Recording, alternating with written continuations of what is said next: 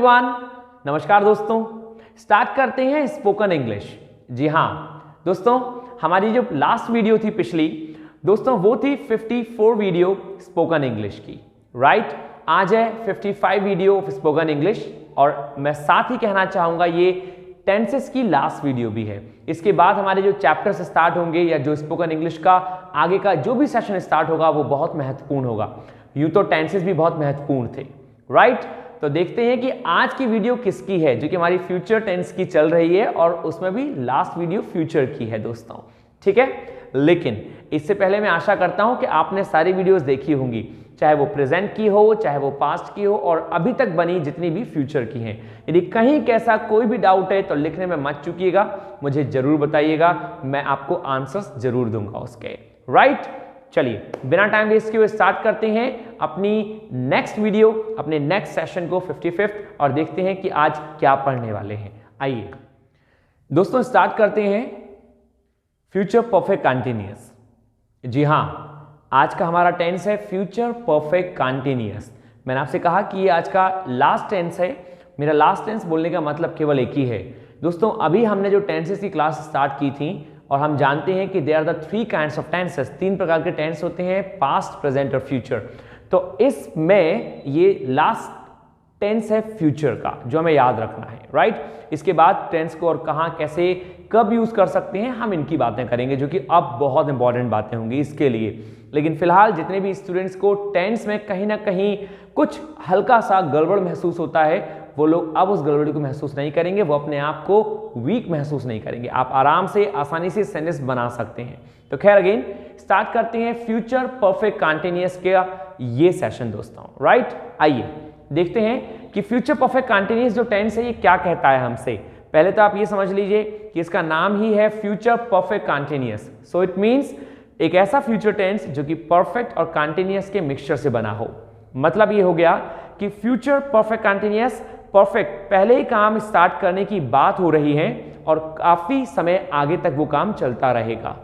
क्या कहना चाह रहा हूं मैं हिंदी में, इसमें आपसे कहूं मेरा दोस्त 2 घंटे से कबड्डी खेल रहा होगा। मतलब हमने अनुमान लगाया, हमने बात की कि काम चालू हो गया होगा और अभी चल रहा होगा, ऐसा कुछ। मतलब वो 2 घंटे से कबड्डी खेल रहा होगा। हम इस मकान में 1997 से रह रहे होंगे। कोई भी काम जो अनुमान लगाया जाता है फ्यूचर में कि ये काम तब से स्टार्ट हुआ होगा और तब तक चल रहा होगा, वही कहलाता है दोस्तों फ्यूचर परफेक्ट कंटीन्यूअस। फ्यूचर में काम कंप्लीट हो और फ्यूचर में ही स्टार्ट हुआ होगा। This is what we call future perfect continuous. तो एक बात तो क्लियर हो गई, इसमें परफेक्ट और कंटीन्यूअस दोनों की मिक्स वर्ब आएंगी। कैसे कैसे, आइए देखते हैं दोस्तों। जैसा कि आप देख पा रहे हैं कि विल हैव, शैल हैव के संग हमने बीन लगाया और फिर बाद में वर्ब की आईएनजी फॉर्म, सिंस और फॉर लगाया। क्या मीन है, इसको थोड़ा ऐसे समझिए। कंटीन्यूअस है दोस्तों तो वर्ब की आईएनजी फॉर्म तो आनी ही आनी है। चूंकि कंटीन्यूअस है इसलिए वर्ब की आईएनजी फॉर्म आएगी ही आएगी। नाउ बात कर रहे हैं परफेक्ट की, तो दोस्तों परफेक्ट में हैव आता है। हम सब जानते हैं हैव, और हैव के संग वर्ब की थर्ड फॉर्म के तौर पे हमने बीन लगा दिया। BEEN, बीन जो है वो वर्ब की थर्ड फॉर्म का काम कर रहा है परफेक्ट के संग। तो परफेक्ट की डेफिनेशन कंप्लीट हो गई और भैया कंटीन्यूअस की डेफिनेशन कंप्लीट हो गई। व्हाट अबाउट द फ्यूचर, तो बहुत सिंपल, विल और शैल फ्यूचर के लिए लग गए। इसीलिए जब हमने इसको कंबाइन किया तो हमने कहा विल हैव, शैल हैव के संग वर्ब की थर्ड फॉर्म के तौर पे बीन प्लस वर्ब की आईएनजी फॉर्म, और दोस्तों फिर आता है सिंस और फॉर। क्वेश्चन ये आता है कि हमने सिंस और फॉर का यूज क्यों किया, तो भैया सिंस और फॉर का यूज हम करते हैं टाइम के लिए। ये बात ध्यान रखेंगे, सिंस और फॉर का यूज किया जाता है टाइम के लिए। तो मैं कह सकता हूं सिंस और फॉर प्लस टाइम। जहां आपको टाइम की बात दिखानी हो वहां सिंस और फॉर। क्वेश्चन अगेन एक और अराइज होता है कि कहां सिंस और कहां फॉर। तो दोस्तों मैंने आपको प्रेजेंट परफेक्ट कंटीन्यूअस और पास्ट परफेक्ट कंटीन्यूअस के टेंस में बताया था और अभी फिर से बता दे रहा हूं। जहां बात करेंगे आप पॉइंट ऑफ टाइम की, what is the meaning of point of time, एक ऐसा समय जो कि बिल्कुल निश्चित है। मतलब मैंने टाइम के पॉइंट की बात की है कि भैया 8 बजे जनवरी से या फिर फ्राइडे से या फिर तुम्हारे बचपन से। तो ये जो हम बात करते हैं पॉइंट ऑफ टाइम की, उसी को बोलते हैं पॉइंट, बिल्कुल सटीक समय। ये लेता है सेंस। फॉर का मतलब जस्ट इसका अपोजिट, जिसे हम कहते हैं पीरियड ऑफ टाइम। इसे दोस्तों हम कहेंगे period of time. So what is the meaning of period of time? Nothing much more than only a time zone. एक जो टाइम होता है उसका बड़ा भाग कहलाता है पीरियड ऑफ टाइम। जैसे मैंने आपसे कहा जनवरी से, तो जनवरी की बात ना कह के मैं आपसे ये कहूं 2 साल से, 6 साल से, तो 6 साल फिक्स टाइम नहीं है, 2 साल फिक्स टाइम नहीं है। मैं आपसे कहूं फ्राइडे ना कह के मैं आपसे कहूं 2 हफ्तों से, 6 हफ्तों से, 8 हफ्तों से, ये कहलाता है दोस्तों क्या? फॉर। मतलब ये अनिश्चित समय कहलाता है जो फॉर लेता है। और ऐसे में आपसे डेज में कहूं कि 6 दिन से, 8 दिन से, 8 घंटे, 9 घंटे, ये कहलाता है एक पीरियड ऑफ टाइम। और मैं आपसे कहूं 8 बजे से, पॉइंट ऑफ टाइम। मैं आपसे कहूं जनवरी से या अप्रैल से, पॉइंट ऑफ टाइम। क्लियर? तो क्या मतलब हुआ? For means period of time, एक समय का बड़ा भाग। सिंस मीन्स एक पॉइंट ऑफ टाइम, समय का छोटा भाग, एक सटीक समय। ये बात थी फ्यूचर परफेक्ट कंटीन्यूअस की। क्वेश्चन आता है कि भैया इसको हिंदी में कैसे डिफाइन करेंगे? तो दोस्तों बहुत सिंपल है। सेंटेंस में रहा है, रही है आता है, लेकिन रहा है, रही है जो हम प्रेजेंट परफेक्ट कंटीन्यूअस में यूज करते हैं वो नहीं, यहां है के प्लेस पे होगा का यूज करें। मीन्स सेंटेंस बन जाएगा आपका रहा होगा और रही होगी। तो दोस्तों हमें एक बात और क्लियर हो गई, ये जो हमने यूज किया था फ्यूचर कंटीन्यूअस में, सेम डिटो इसमें यूज होता है, रहा होगा और रही होगी, लेकिन इसमें टाइम जरूर आता है। जैसे हम 8 घंटे से नहा रहे होंगे। अरे भैया 8 घंटे से नहा रहे हैं, शाही है, कोई मजाक की बात है? तो दोस्तों ये कहलाता है फ्यूचर परफेक्ट कंटीन्यूअस, जहां रहा होगा, रही होगी टाइम के साथ आए। क्लियर? आइए बिना देरी किए हुए स्टार्ट करते हैं अपने फ्यूचर परफेक्ट कंटीन्यूअस के कुछ एग्जांपल्स। नंबर वन है दोस्तों, आई शैल हैव बीन वर्किंग। मुझे बताने की जरूरत नहीं है, आपको अच्छे से मालूम है कि आई शैल लेता है। तो मैंने आपसे कहा I shall have been working in this company since 2007। मैं इस कंपनी में, in this company, shall have been working, काम कर रहा होऊंगा सिंस 2007, 2007 से। मतलब इसमें एक अनुमान लगाया गया है और ये अनुमान के लिए ही यूज किया जाता है टेंस। मैं इस कंपनी में 2007 से काम कर रहा हूंगा, राइट? तो मैं, आई, फिर शैल, हैव बीन, वर्ब की ING form working in this company since 2007। Number second, they will have been studying for 2 hours. वो 2 घंटे से पढ़ रहे होंगे। They will have been working या studying, not working. They will have been studying for 2 hours, वो 2 घंटे से पढ़ रहे होंगे। विल हैव बीन के संग ING. Third, he will have been running since 5 o'clock। मतलब वो दौड़ लगा रहा होगा 5 बजे से। He will have been running since 5 o'clock, वो 5 बजे से दौड़ लगा रहा होगा। आई के संग शैल और दे के संग विल, यू के संग विल, बाकी सबके संग विल, वी के संग भी शैल का यूज करते हैं। नंबर नेक्स्ट दोस्तों, Damini will have been watching movie for 2 days। ओहो, दामिनी जो है मूवी देख रही होगी 2 दिनों से। Damini will have been watching movie for 2 days। Simple है दोस्तों, क्लियर हुआ होगा? Future perfect continuous.